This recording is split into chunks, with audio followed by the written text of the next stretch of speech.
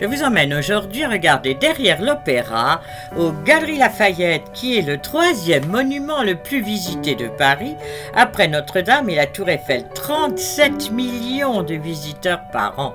Et regardez pourquoi on entre des dizaines de magasins et surtout cette magnifique coupole.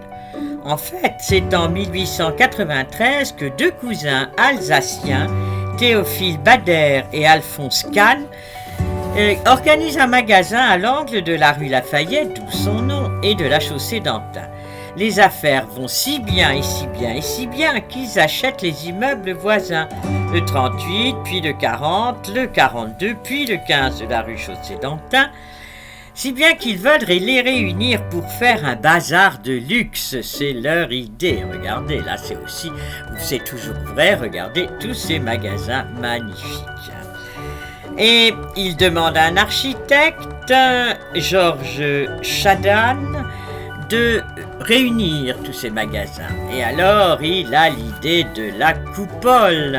La coupole qui permet de donner de la lumière à tout l'intérieur de cette immense création. C'est en 1912 que cela est inauguré. Tout là-haut, c'est la terrasse à partir de laquelle on voit tout Paris, la Tour Eiffel, les Invalides, le dos de l'Opéra de Paris, le Louvre, et regardez toutes les petites rues sur lesquelles on plonge car les balcons sont en verre. Regardez, si on tourne le dos, c'est le sommet de la coupole qui est là. Et sur cette terrasse, en 1919, un hélicoptère atterrit, Jules Védrine, qui eut beaucoup d'ennuis avec la police, parce que ça n'était pas autorisé. Regardez, on descend d'un étage et là, on observe ces magnifiques vitraux de Guber, qui était le spécialiste de l'art déco. Regardez bien, c'est vraiment la réunion de ces trois artistes qui a permis une telle œuvre d'art.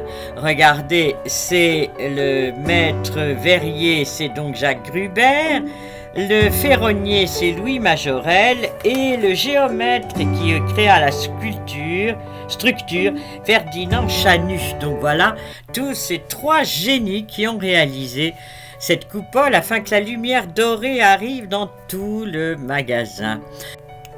Après la coupole, je voudrais vous montrer les ferronneries d'art. Regardez bien, c'est absolument extraordinaire. C'est l'art déco dans toute sa splendeur. C'est le même ferronnier, Louis Majorel, qui fit les ferronneries de l'Opéra de Paris. Nous sommes aussi à la même époque, la fin de la construction de l'Opéra de Paris. Donc regardez ici, vous avez ces ferronneries tout à fait étonnantes, toujours ces rayons de mode qui sont vraiment à l'infini, des centaines et des centaines de magasins, avec cette décoration toujours étonnante, car dès le départ, ils prennent des décorateurs de théâtre pour mettre en scène. Chaque rayon est ainsi bien soigné. Voilà la layette avec la valise, pour que la maman parte à la clinique au moment de la naissance de l'enfant. Et là, il y a tout ce qu'il faut pour cela. Plus loin, vous avez encore une fois un décor, cette fois-ci un joueur de flûte, et à côté des singes, vous voyez, qui sont là pour décorer, car il faut que l'œil soit heureux dans ce magasin. Là, nous descendons d'un étage et regardez les ouvriers qui sont là pour assurer la maintenance de toutes ces ferronneries. Voilà la mode, les Japonais qui sont là très très nombreux. Nous laissons là les Galeries Lafayette avec sa magnifique coupole, cette lumière dorée qui est diffusée par la coupole et qui inonde le grand hall et toutes les boutiques pour faire scintiller la marchandise. Je vous dis au revoir, à bientôt pour une autre visite.